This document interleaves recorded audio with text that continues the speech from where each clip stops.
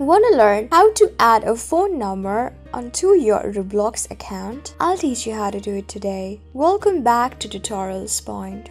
Before starting, you can subscribe to our channel for more videos and updates. I am already logged in. Make sure you are as well. Now, tap on these three dotted straight lines inside a circle on the bottom right corner. Scroll down. Tap on Settings. Below Create. Tap on Account Info on the top. You can see that onto this Account Info section, you have all of the information regarding your display name, username, password, phone number, email address, and all of your personal info. Since we are trying to add our phone number, tap on Add Phone on the right corner onto this phone number section. You can choose your country code at the beginning. Tapping on this country code, choose the code that belongs to your country, and then tap on phone number and enter the phone number that belongs to you. Tap on Verify Account Password and keep the password that belongs to your account. When you're done keeping your number and your password, tap on Add Phone below. You can see that you will get a code on your phone number that